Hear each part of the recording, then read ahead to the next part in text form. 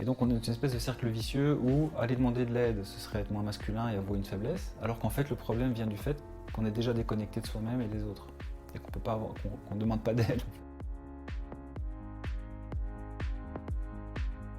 Bonjour à toutes et à tous, nous c'est Marine et Déborah, nous sommes ravis de vous retrouver dans ce nouvel épisode de notre podcast « Le féminisme, c'est pas un truc de fille ». Le féminisme, c'est pas un truc de fille, c'est le podcast Égalité qui va à la rencontre de personnes dont le parcours questionne les stéréotypes de genre et met en lumière des pistes d'action pour combattre les inégalités entre les femmes et les hommes. Vous ne pouvez plus voir votre mec, père, frère, oncle, collègue, patron, ami, plan cul, amant, mari en peinture. Offrez-lui ce livre, promis, c'est la dernière chose que vous ferez pour lui. Voilà ce que promet notre invité du jour, Quentin Delval, dans son ouvrage « Comment devenir moins con en 10 étapes ». Philosophe, spécialiste des questions d'égalité, de genre et de diversité, l'auteur belge Quentin Delval a notamment travaillé comme chercheur universitaire, formateur en milieu carcéral, puis comme responsable associatif en Belgique et en Suisse. Il est actuellement chef de projet au service de l'égalité, de la diversité et de l'inclusion à l'École polytechnique fédérale de Lausanne. Loin de vouloir critiquer la virilité, culpabiliser les hommes ou révolutionner les relations amoureuses, son livre part de situations concrètes et quotidiennes tirées de sa propre expérience de père de famille et propose des pistes pour changer. C'est un texte qui désamorce les choses où chacun peut aller picorer et prendre ce qui lui plaît. Ce livre a déjà été l'objet de plusieurs podcasts qu'on vous invite d'ailleurs à écouter, articles de presse et il a donné vie à des ateliers en Suisse, en Belgique. Bref, un livre et un auteur qui font beaucoup pour l'égalité. Bonjour Quentin, merci d'être avec nous aujourd'hui.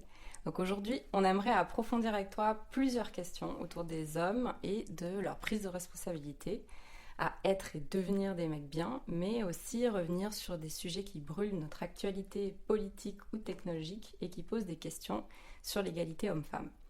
Donc avant de plonger dans tout ça, on va faire un peu connaissance avec toi. Pour commencer, est-ce que tu peux nous parler de quelqu'un que tu admires ? J'admire plusieurs autrices de romans que j'ai découvertes dans le club de lecture Afrolite il y a quelques années à Lausanne. Et donc j'ai découvert Marie Scondé, qui est vraiment quelqu'un qui m'a désarçonné de par la justesse de son écriture. Et notamment, un truc qui m'avait beaucoup marqué, c'est qu'elle écrivait bien, mais extrêmement bien les personnages masculins. Et comment est-ce que les femmes de ton entourage te décriraient ? Qu'est-ce qu'elles nous diraient sur toi ? Alors je pense que j'ai beaucoup été décrit comme quelqu'un de généreux, de patient, de très communicatif. À la fois parfois de façon positive, mais aussi parfois de façon négative, dans le sens où être dans l'hypercommunication, c'est aussi une façon d'éviter certains conflits ou d'éviter certaines conversations difficiles. Mes enfants me disent parfois que je devrais être un peu plus honnête ou transparent, notamment au niveau émotionnel. Est-ce que tu te considères comme un allié féministe ? Non, je dis ça un peu de façon provocante, mais ça me semble une discussion quand même importante, et notamment pour faire le lien avec le titre du livre. Dans le titre, il y avait cet enjeu-là aussi, c'est-à-dire que dans les discussions que j'avais eues avec l'éditrice de Hors d'Atteinte, Marie Herman, on cherchait un mot qui serait un mot qui définit positivement une posture, donc allié, pro-féministe ou autre chose, ou déconstruit, ou enfin tous les vocabulaires qu'on entend autour de la question des masculinités et du féminisme. Mais on voulait éviter le fait de faire référence à un statut qui serait un truc qu'on peut acquérir en tant qu'homme qui s'intéresse à ces questions, parce que ça potentiellement tombe facilement dans le piège de la posture en fait, et pas du changement de comportement ou de changement de regard. Est-ce qu'il y a eu des moments marquants dans ton parcours qui t'ont amené justement à avoir toutes ces réflexions ? C'est aussi une discussion intéressante parce qu'on m'a parfois demandé, et j'ai pas toutes les réponses, si est-ce que pour être un homme qui s'intéresse à ces questions, il faut avoir le même parcours que moi ? Ce qui me rassure un petit peu, c'est que les témoignages d'autres hommes que j'ai ou que je vois en atelier sont que, à travers mon parcours à moi, ils peuvent se reconnaître eux quand même, alors qu'ils sont très différents de moi.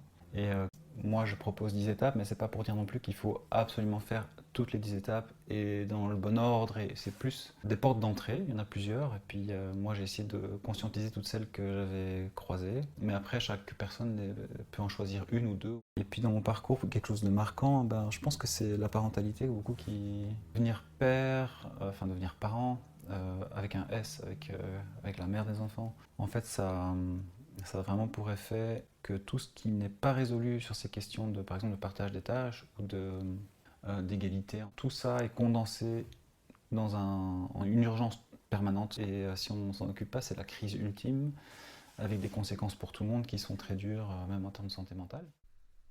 Est-ce que tu peux nous dire comment ça se passe pour toi de travailler dans des milieux principalement féminins ?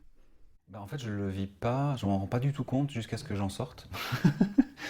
En fait, pour moi, c'est extrêmement positif, notamment parce que c'est quand même une réalité concrète qu'il y a plus de soins et de care dans ces milieux-là. Donc, il y a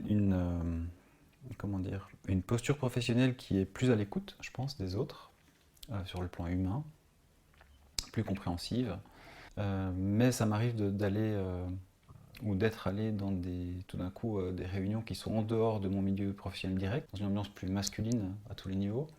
Et puis là, on sent la masculinité au sens de la posture professionnelle qui est dans la performance, dans l'efficacité qui ne doit pas laisser la place à l'émotionnel. Ça, je peux le sentir. Se questionner sur son rôle d'homme dans la société, c'est rarement quelque chose qu'on fait naturellement. On est souvent rattrapé par un événement, une prise de conscience, une discussion qui nous marque. Alors Quentin, tu as choisi d'écrire un livre qui se situe entre l'essai féministe et le journal de bord introspectif, mais c'est surtout un guide pour aider les hommes à changer. Alors nous, on aimerait commencer avec toi. Du coup, est-ce qu'aujourd'hui, Quentin, tu es un homme bien ? Justement, ouais, c'est... Alors c'était aussi effectivement un des exercices du livre qui était de naviguer entre... Tout le monde, les hommes, mais tout le monde a besoin d'avoir une vision de soi-même ou une estime de soi positive. Donc, se considérer être une bonne personne est quelque chose qui est important et qu'il ne faut pas nécessairement changer, mais le danger aussi, c'est de se déclarer le nouveau mec bien qui a compris ce qu'il fallait faire, de devenir une espèce de gourou ou d'influenceur de la nouvelle égalité, ce qui n'était vraiment pas du tout mon projet et que je pense est très dangereux en fait, parce que ça recrée un entre-soi masculin qui n'écoute plus ce qui se dit au niveau féministe, mais qui s'écoute parler lui-même en fait. Donc dans ce sens-là, surtout pas. Je veux surtout pas être vu comme un mec bien, notamment aussi parce que c'est une posture qui va essayer d'éviter les critiques. Et le livre il a été écrit pour dire entendez les critiques et il donne des moyens d'arriver à parler ensemble pour qu'elles puissent s'exprimer et qu'elles puissent être entendues. Mais le but c'est quand même de changer les comportements qui sont inégalitaires et donc de ce point de vue-là, j'espère que j'y arrive quand même. C'est-à-dire que un des intérêts que les hommes peuvent trouver aussi personnellement, c'est que effectivement, quand on respecte les autres, on est quelqu'un de meilleur et puis tout le monde va mieux. Et c'est qui le public cible du livre ? Le public imaginé, en fait, c'est des hommes qui se disent ou qui se pensent en accord à un certain degré avec les messages féministes qui percolent la société aujourd'hui, qui sont entendus et entendables sans devoir aller lire des grands ouvrages de philosophie féministe ou des choses comme ça, qui vont dire à leurs compagnes peut-être qu'ils sont convaincus, mais qui ne passent pas à l'action sur certaines choses, qui ont des blocages ou qui ne savent pas comment s'y prendre. Voilà. Et donc c'était pas de parler aux hommes les plus machos qui n'en ont rien à faire du tout. On va revenir maintenant sur comment devenir moins con. C'est quoi les grands thèmes du livre et c'est quoi les messages à retenir ? Alors si je réponds à cette question, ça veut dire que les mecs ils vont pas devoir faire ce travail. C'est un peu une question piège, si j'ose.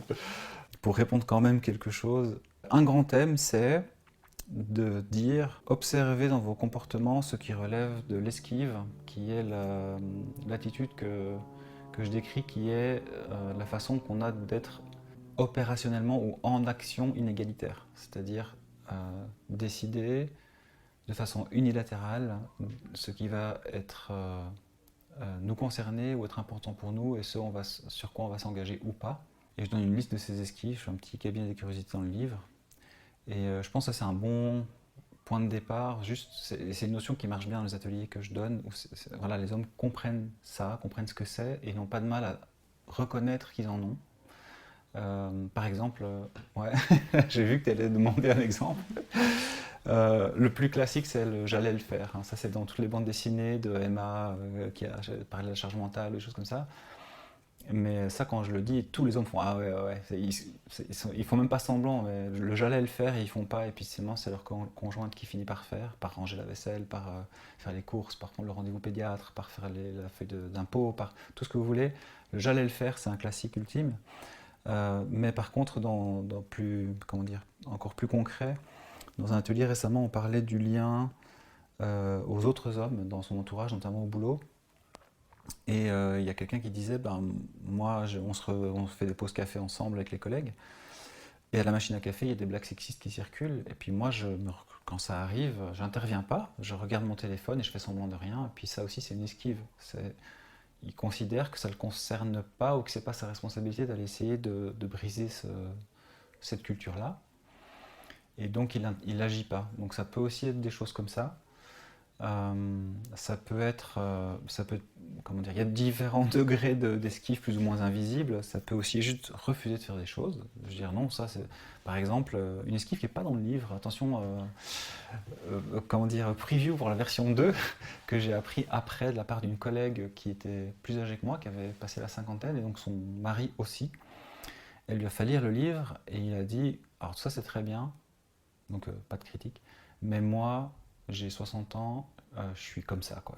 On ne me changera plus. Voilà. Et puis maintenant j'appelle ça le bloc de marbre en fait. C'est soit je suis bloc de marbre qui bouge, soit j'ai été sculpté et puis je suis parfait, il ne faut plus rien toucher, je suis un Michel-Ange quoi. Enfin, voilà. Et un autre point clé du livre, c'est celui de l'intelligence émotionnelle. Donc beaucoup d'hommes ont en effet encore un rapport déplorable à leurs émotions, avec des conséquences hyper négatives. Des hommes déconnectés de leur vie intérieure, ils souffrent et ils font souffrir aussi les personnes autour d'eux. Mais pourquoi les hommes, est-ce qu'ils ont besoin comme ça de se couper de leurs émotions? Qu'est-ce qui, dans le patriarcat, nécessite cette violence en fait, qui s'inflige à eux-mêmes et puis qu'après ils infligent autour finalement? Mais récemment, j'ai lu et relu l'hypothèse de Carol Gilligan, qui a écrit In a Different Voice, et puis maintenant In a Human Voice, elle a ressorti une mise à jour, entre guillemets. Donc Carol Gilligan, qui est une psychologue, et qui donc va aller analyser quelque chose de l'ordre de la psychologie et pas de la sociologie. C'est ce que je trouve intéressant, de voir les mécanismes mentaux par lesquels ça s'instaure, ça s'installe, ça perdure. Elle a écrit un livre qui s'appelle Pourquoi le patriarcat, ou en anglais c'est Pourquoi le patriarcat persiste-t-il.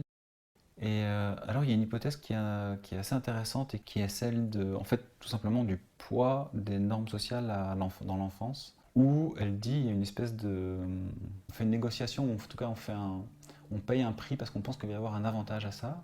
Et elle dit le prix qu'on paye, c'est de ne pas écouter sa voix humaine qui, elle, est connectée aux émotions, qui veut les exprimer, qui veut être en relation à.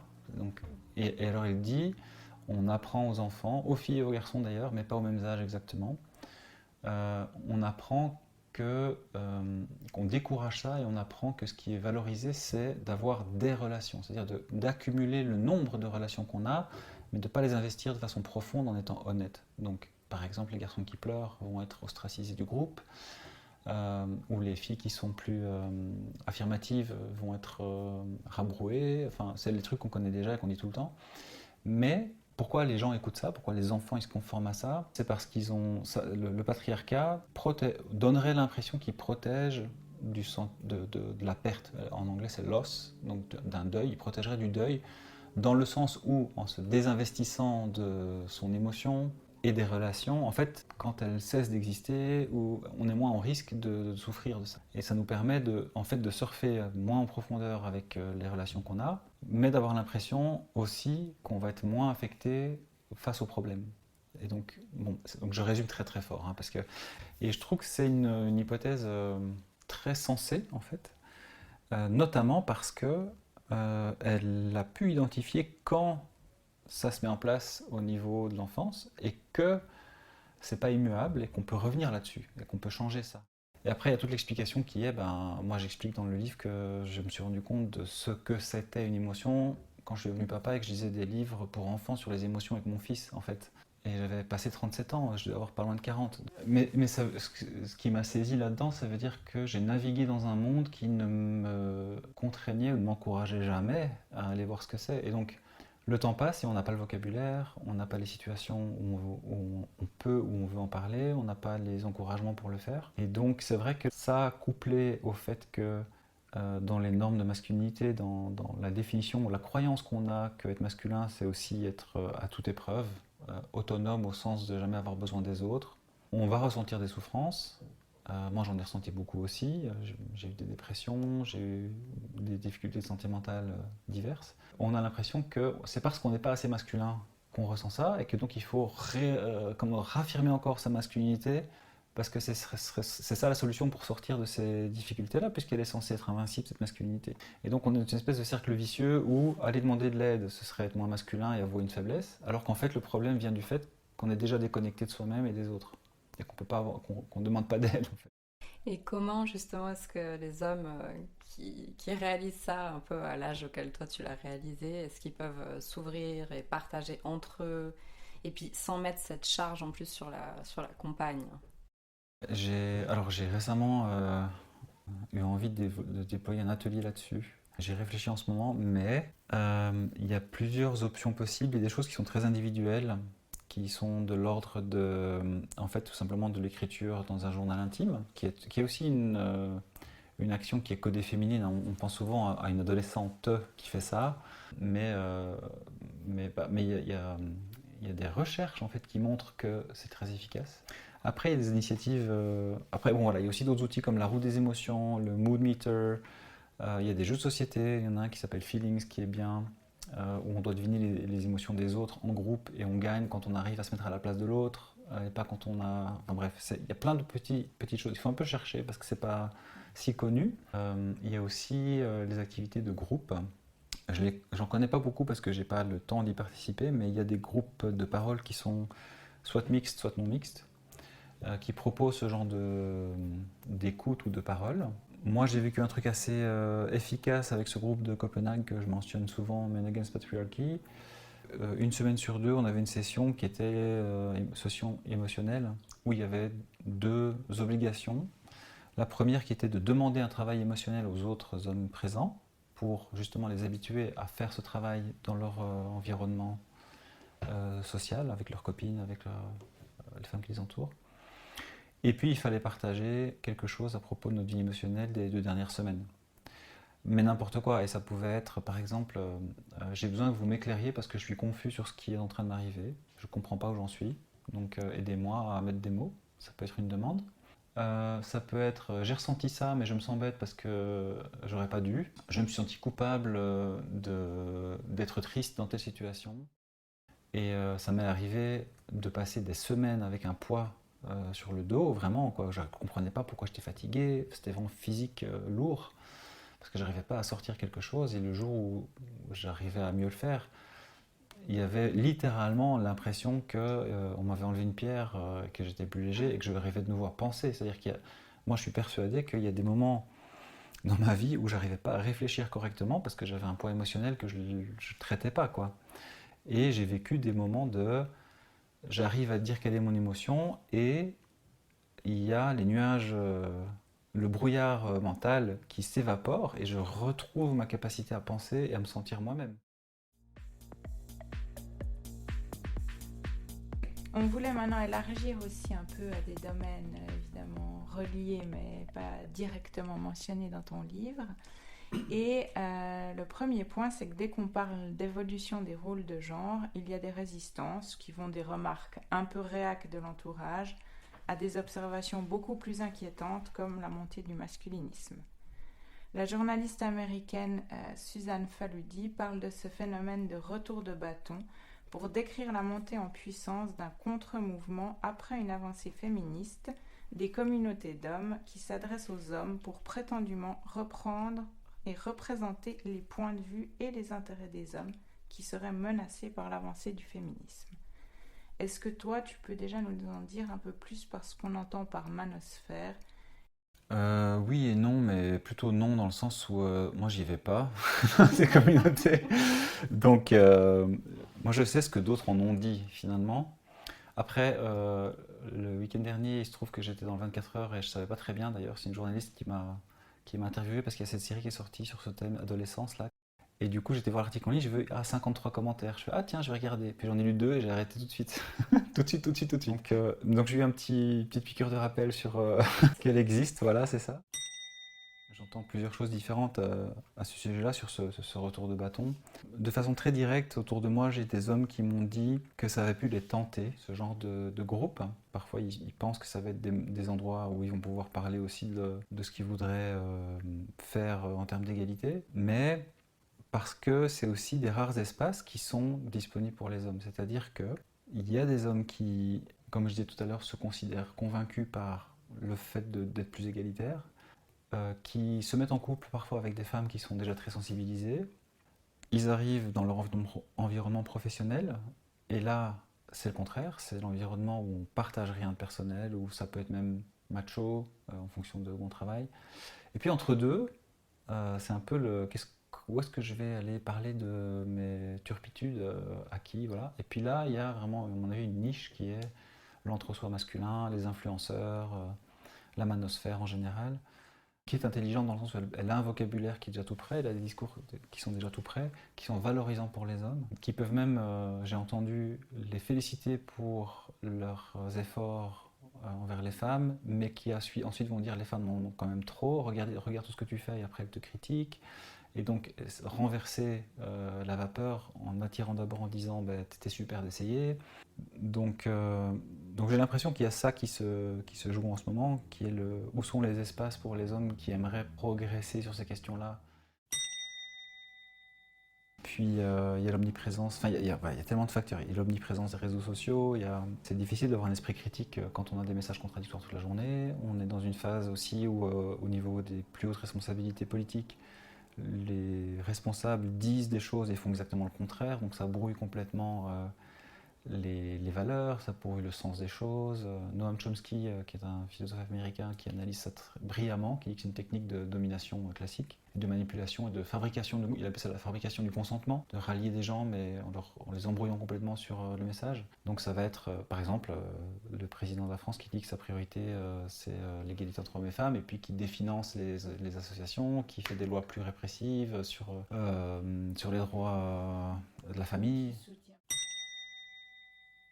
Il y a des personnes qui disent que pour des jeunes hommes en construction, des adolescents ou des jeunes adultes hommes, il y a quelque chose qui est très agité par cette manosphère, c'est la fierté d'être homme. Ils disent voilà, les féministes vous mettent en doute sur votre valeur et le fait d'être un homme est mal vu, il faut tout déconstruire, il y a ce mode de déconstruction qui est très critiqué. Alors que quand on rejoint un groupe d'hommes qui aiment la virilité et qui dit bah, juste parce que tu es un homme, on t'aime et c'est cool, bah, ça a un appel psychologique important. Et donc on est toujours dans cette bataille entre des discours un peu radicaux, enfin pas un peu radicaux, mais aussi simplistes, et en face des discours nuancés qui demandent du temps, qui demandent de la patience, et le combat est un peu inégal, quoi. Ouais. De façon générale, les sociétés qui vivent la porosité de hiérarchie, une perturbation des ordres bien clairs, bien établis, qui ont des risques commencent à toucher des gens qui ne touchaient pas avant, il y a toujours des réactions où on cherche des responsables et des victimes émissaires. Je pense qu'il faut recontextualiser, je pense qu'on ne peut pas comprendre tous les ressorts de ce discours antiféministe si on ne recontextualise pas les autres crises qu'on vit au niveau global.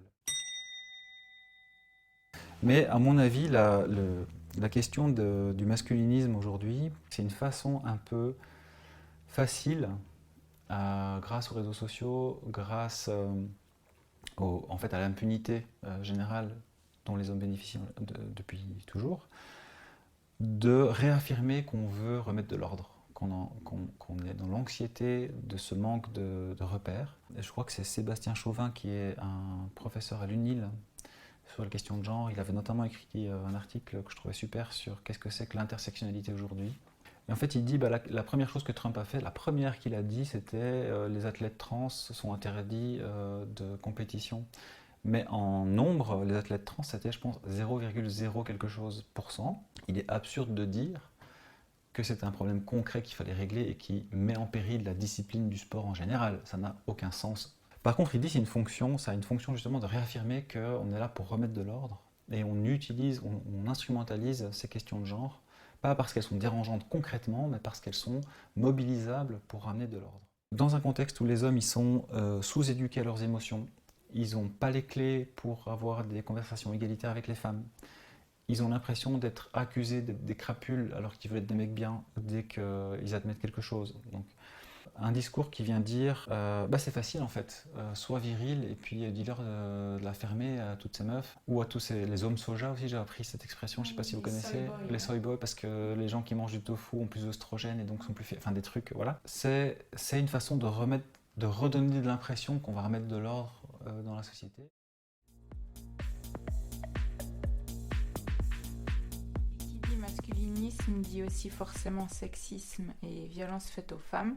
Donc dans l'entretien que tu évoquais avant, que tu as pu donner aux 24 heures, tu dis que de nombreux hommes ne sont tout simplement pas conscients de ce qui constitue une agression sexuelle ou sexiste. Alors une bonne fois pour toutes, Quentin, est-ce que tu peux nous clarifier ces définitions pour que chacun puisse prendre ses responsabilités et cesse d'esquiver ces questions? Peut-être une façon de définir en ayant les hommes en tête, parce que si je les définis pour vous, on va s'entendre facilement, mais il y a plusieurs façons de se renseigner sur ce que c'est qu'une violence sexuelle et sexiste. La plus simple, c'est la loi, dans le sens où il y a un cadre légal qui définit quand même des choses interdites. Bon, ça ne va pas donner tous les cas de figure, mais outre cette source d'information-là, il y a ce qu'en disent les femmes et surtout cette notion du consentement. En fait, le piège de définir, c'est que si on donne une liste de comportements, le premier réflexe qu'on va avoir, c'est d'essayer d'en trouver qui sont hors de cette liste et qui du coup n'en sont pas. Pour moi, la question des violences sexistes et sexuelles, c'est de comprendre qu'il s'agit, alors on utilise beaucoup le mot de continuum, mais il y a une gradation sans seuil en dessous duquel c'est pas violent et puis au-dessus de ce seuil c'est violent. Je pense qu'il faut sortir de cette logique-là en tant qu'homme, de se dire « Ah mais j'ai pas fait telle action, donc c'est bon ». C'est pas ça le guide pour comprendre ce qu'on est en train de faire, est-ce qu'on est violent ou pas. Il y a effectivement la question dans beaucoup de cas, dans la question de la séduction, la question de la sexualité, la question même des décisions qu'on prend pour un couple. Ça peut juste être où est-ce qu'on est en vacances. Dans la façon qu'on a de prendre la parole, ça peut être appliqué à plein de choses. Si on coupe tout le temps une femme qui prend la parole parce que c'est une femme, c'est aussi une violence psychologique. Bon. Donc il y a la question de est-ce que ce que j'amène dans la relation que j'ai avec quelqu'un, je me suis assuré que l'autre personne était vraiment d'accord, ou est-ce que je l'ai manipulé pour arriver à ça, ou est-ce que j'ai juste pas écouté, Donc ça c'est un examen qu'on peut faire soi-même, c'est aussi des questions qu'on peut poser aux autres. Donc le consentement c'est un élément important. Outre cette question du continuum et du consentement, il y a la question de à qui je vais mettre la charge de définir ce qu'est une violence. Est-ce que c'est les femmes avec qui j'ai des relations qui doivent elles-mêmes être éduquées sur ce que c'est qu'une violence pour pouvoir me le dire et m'arrêter? Et déjà, ça c'est beaucoup demandé aux autres parce que les victimes n'ont pas le mandat d'aller dire je suis une victime, il faut que tu t'arrêtes.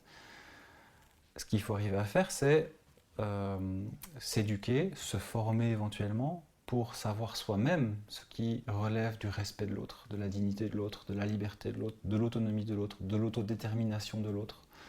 Donc de préserver l'intégrité physique, mentale, la liberté physique, mentale de l'autre, sans qu'elle ait à elle-même être une experte de ces questions-là pour me dire tu vas trop loin.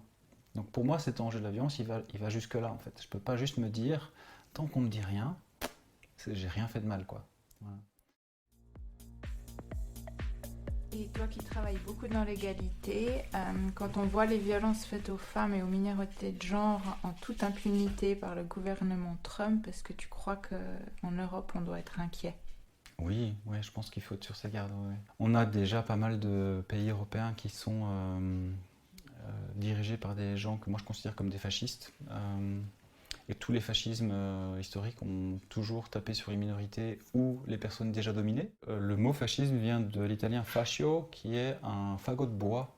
C'est des branches de bois liées par une ficelle, en fait. Donc, c'est l'idée d'être un groupe soudé, ensemble. Donc, l'étymologie de fascisme, c'est un truc identitaire de l'entre-soi. Évidemment, l'entre-soi masculin m'a tout de suite venu en tête. C'est vraiment le côté identitaire dont on discutait au niveau du masculinisme. La base du fascisme, c'est réaffirmer qu'on est un groupe soudé par notre identité, alors souvent de race, de couleur de peau, mais en fait aussi souvent les fascismes sont des fascismes de privilégiés économiques, de classe bourgeoise. La bourgeoisie est toujours partie du côté des fascistes dans les moments de choix historiques. Donc je pense qu'il faut être inquiet dans le sens où c'est que les choses ne vont pas s'arranger d'elles-mêmes. Et que si on ne veut pas que ça s'aggrave ou qu'on revienne en arrière, il faut parler, il ne faut pas juste se dire « moi je ne suis pas un salaud, j'ai rien à faire ».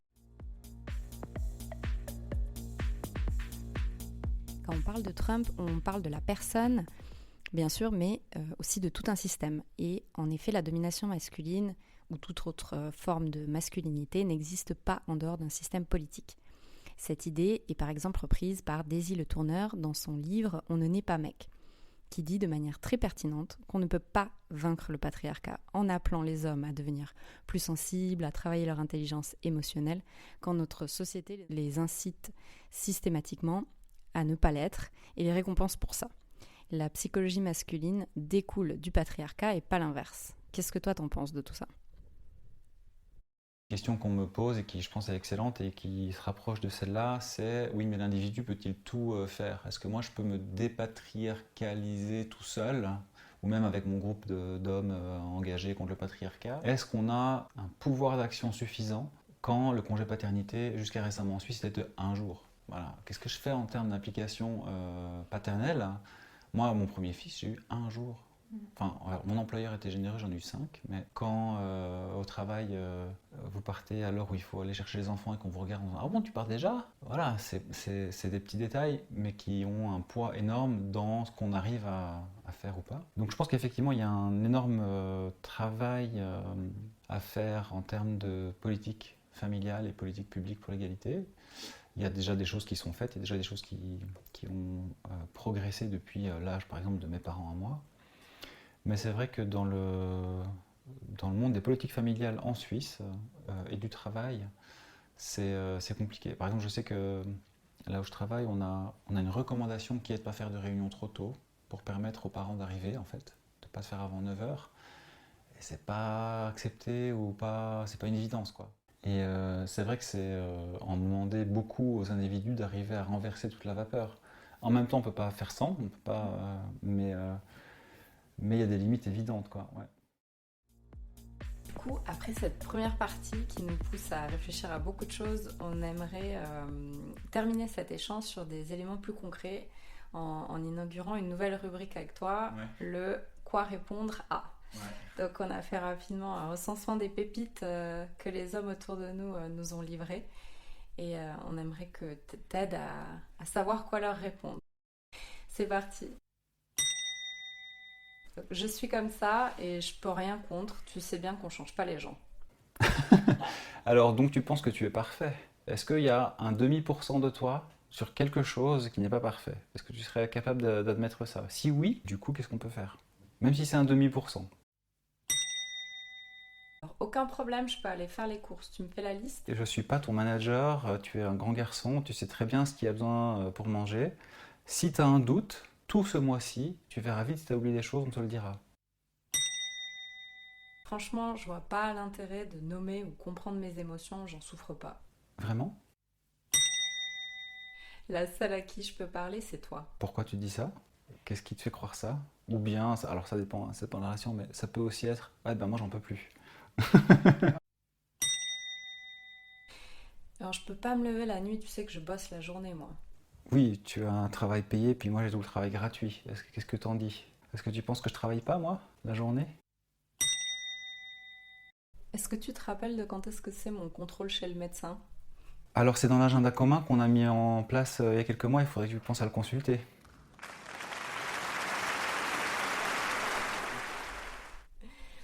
Alors c'est parfait, tu t'en es bien sorti Quentin. Merci pour cet échange hyper riche et on aimerait terminer ce podcast avec juste quelques pistes concrètes pour se lancer sur la voie du changement. Donc pour tous les hommes qui nous écoutent aujourd'hui, par où on commence ?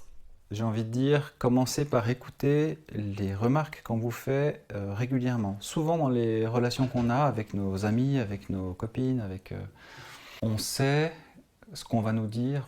Il y a les mêmes conflits qui reviennent, les mêmes critiques qui reviennent.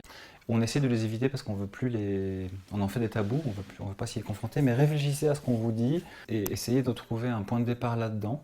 Ce point de départ, ça peut être les émotions, ça peut être je travaille trop, ça peut être n'importe quoi. Et ensuite, si vous vous sentez capable de faire quelque chose tout seul, alors lisez mon livre, non je rigole, mais lisez quelque chose, renseignez-vous par vous-même. Écoutez, il y a plein de podcasts comme le vôtre qui existent.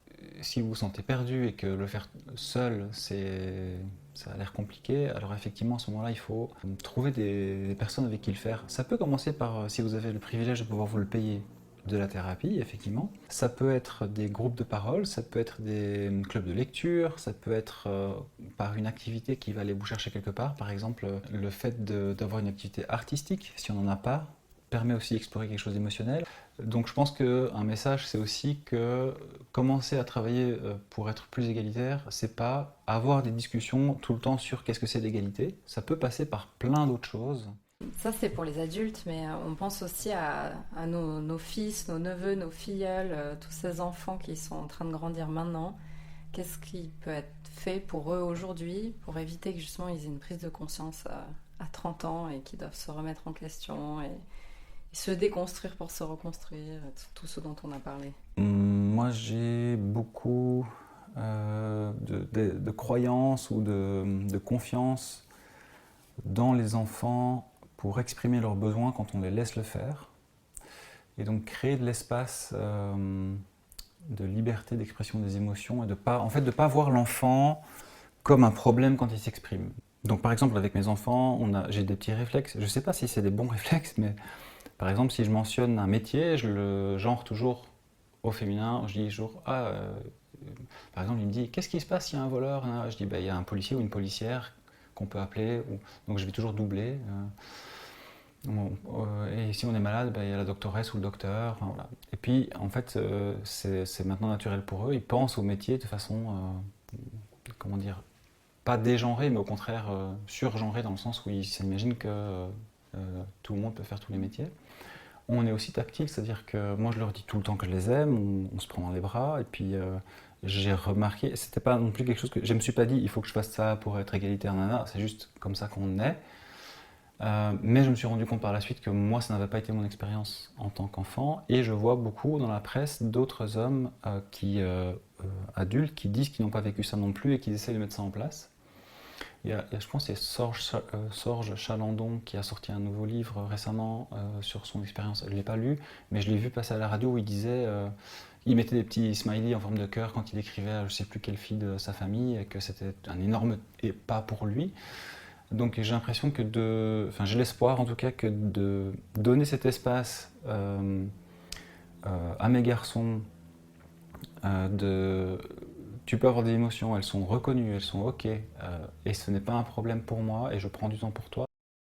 Et est-ce qu'on peut se laisser sur une lecture ou un podcast que tu recommandes justement à nos auditeuristes? Moi j'aime beaucoup Kate Manne, qui a écrit, alors je ne sais pas s'il est traduit en français, mais Entitled, donc How Male Privilege Hurts Women. Donc c'est un livre, si vous lisez l'anglais, qui parle vraiment du privilège masculin en tout ce qu'il a de détrimentaire pour les femmes. Et puis c'est une philosophe australienne, mais ses livres sont hyper accessibles, c'est pas des livres de philo en tant que tel. Je trouve qu'elle est super. Bon, j'ai mentionné Douglas is Cancelled, là, de la série d'Arte, qui est pas mal. Je suis en train de lire aussi L'arnaque des nouveaux pères, qui est une bande dessinée. Je ne l'ai pas encore fini, mais je l'ai commencé. Et puis c'est intéressant comme démarche aussi. Il y a plusieurs livres de la paternité, là. Il y a Papa Sapiens, il y a le podcast Pas Patriarcat. Je n'ai pas tout écouté non plus, mais c'est pas mal. Enfin, c'est intéressant si on est père d'avoir un... Par exemple, dans ce podcast-là, il y a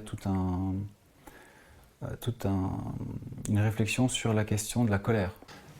Carol Gilligan, c'est un peu technique, c'est de la psychologie, c'est pas hors de portée, mais c'est pas non plus lisible comme un roman.